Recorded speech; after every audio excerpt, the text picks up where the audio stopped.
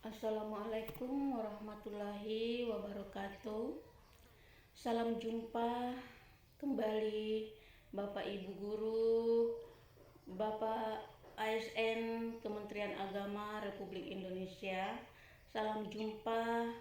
Kita pada hari ini masih diberi kesehatan oleh Allah, oleh Tuhan Yang Maha Kuasa, karena berkat rahmat dan karunia-Nya, sehingga pada kesempatan yang berbahagia ini kita dapat mengikuti diklat revolusi mental. Adapun pembelajaran kita pada hari ini yaitu terkait BLC, yang mana di dalam suatu kegiatan yaitu diklat atau pembelajaran atau pelatihan yang dilakukan di awal pertemuan, tentu kita harus membangun sebuah komitmen sehingga pembelajaran di dalam kelas, pembelajaran yang dilakukan ke depannya dapat terjalin komunikasi yang baik. Bapak Ibu yang saya banggakan, selamat bergabung teman-teman Bapak Ibu guru maupun para ASN dari berbagai instansi. Kita melakukan diklat atau pelatihan jarak jauh. Keterkaitan situasi dan kondisi saat ini tidak memungkinkan untuk kita melakukan diklat secara tatap muka.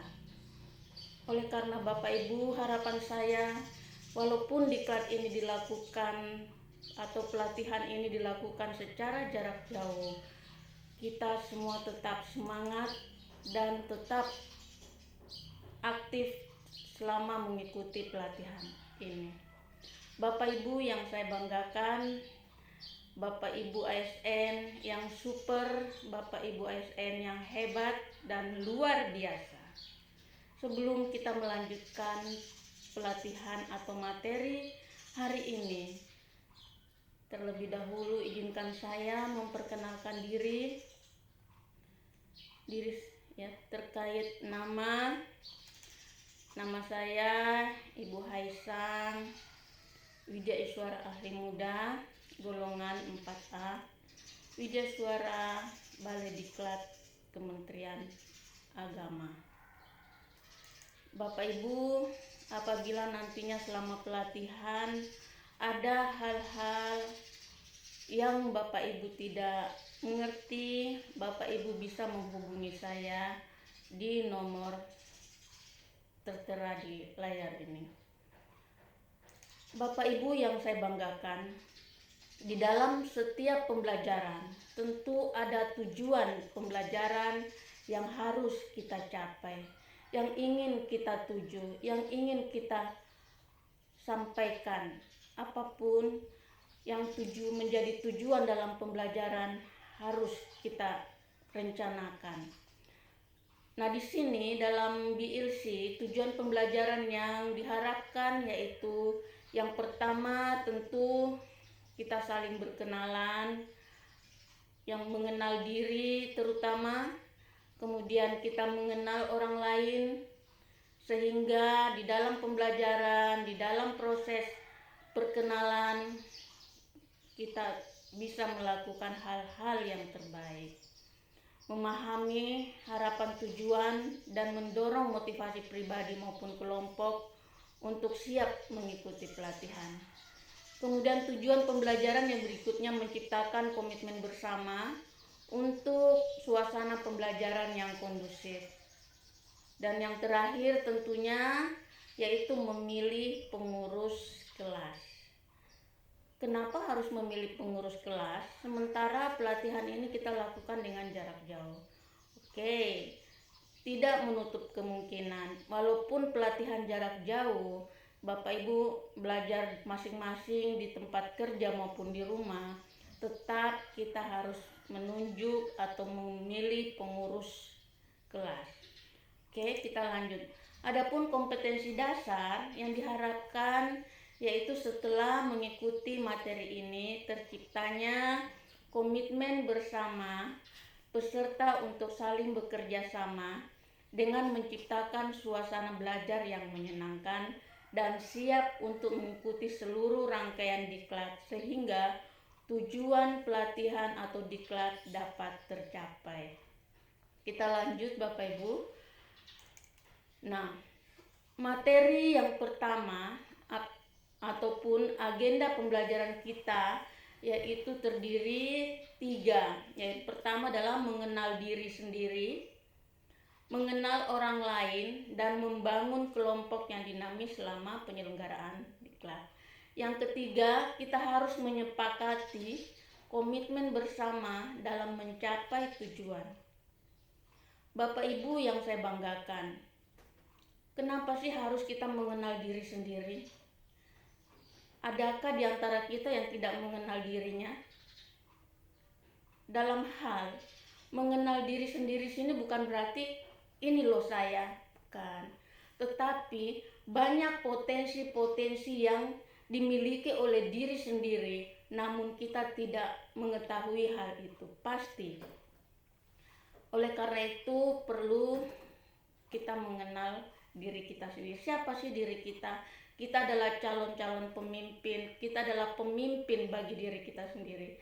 Kita adalah pemimpin di sebuah instansi, di sebuah organisasi. Kita harus mengenal diri kita sendiri. Siapa sih saya? Bagaimana sih saya? Kenapa sih saya harus berbuat begini, berbuat begitu? Apakah bawahan saya senang dengan apa yang saya lakukan? Itu perlu sekali bagi seorang pemimpin mengenal dirinya. Kalau sudah mengenal dirinya yang baik, tentu akan disenangi juga oleh bawahannya. Nah, bagaimana mengenal orang lain dan membangun kelompok yang dinamis? Setelah kita mengenal diri kita, kemampuan kita, kita juga harus mengenal orang lain. Siapa dia, kenapa dia, bagaimana dia. Ya, sementara seorang pemimpin harus mau mengenal lebih dalam, lebih dekat kepada orang-orang di sekitarnya, sehingga terjalin suatu komunikasi, hubungan yang harmonis. Oke, kita lanjut ke agenda yang berikutnya, yaitu menyepakati komitmen bersama. Bapak Ibu, peserta pelatihan jarak jauh yang saya banggakan, kita akan menyusun sebuah komitmen bersama. Nah, di dalam hal penyusunan komitmen bersama di sini diharapkan di dalam harus ada kesepakatan yang kita sepakati bersama. Misalnya nanti setelah kita dalam hal chatting melalui WhatsApp, di dalam grup itu kita harus membuat sebuah komitmen. Apa-apa saja yang harus kita sampaikan, kita sepakati di dalam menyampaikan informasi, bertanya melalui WhatsApp. Oke, kita lanjut ke materi selanjutnya. Nah, hasil belajar yang akan kita capai, yang akan kita harapkan yaitu setelah mengikuti materi BLC, peserta mampu membangun komitmen belajar selama pelatihan. Jadi kita harus tetap semangat, kita harus bersama, bersatu, walaupun bukan di dalam ruangan. Bapak Ibu melakukan tatap muka, melakukan belajar dimanapun Bapak Ibu berada, silakan, tetapi tetap komitmen apa yang kita sudah sepakati kita harus pegang, kita harus jalankan bersama. Oke, mengapa harus BLC? Tentu ada hal-hal yang harus disepakati bersama, karena melalui BLC, walaupun ini dilakukan melalui diklat pelatihan jarak jauh, tetap di dalam sebuah mata diklat pelatihan, mata diklat ini diperlukan untuk disampaikan. Nah, sehingga mengapa BLC penting? Karena diharapkan di dalam pelatihan yang dilakukan kita ingin menjalin sebuah hubungan, menjalin sebuah kerjasama, serta komitmen belajar selama mengikuti pelatihan. Kemudian kita harus mampu membangun komitmen belajar yang tepat guna. Apa sih yang harus dibangun di dalam komitmen belajar selama pelatihan diklat jarak jauh ini? Tentu kita harus bisa memaknai arti kepekaan dan tanggung jawab dalam bekerja. Misalnya, nantinya banyak tugas-tugas yang Bapak Ibu selesaikan, yang dikerjakan mandiri, dan tugas-tugas tersebut Bapak Ibu harus di-upload ke website atau alamat yang sudah diberikan oleh panitia. Kita harus sepakat, kita harus bertanggung jawab untuk melaksanakan tugas-tugas yang nantinya Bapak Ibu harus kerjakan. Karena lewat tugas-tugas itu nanti panitia maupun kami sebagai tutor adalah memberikan penilaian dari keaktifan Bapak Ibu, dari semangat Bapak Ibu. Karena di dalam sertifikat yang nantinya Bapak Ibu dapat itu akan ada nilai-nilai yang Bapak Ibu peroleh. Oke? Nah, faktor penentu keberhasilan diklat. Tentunya dalam pelaksanaan pelatihan ada faktor-faktor penentu untuk mencapai suatu keberhasilan. Tentu ada tujuan.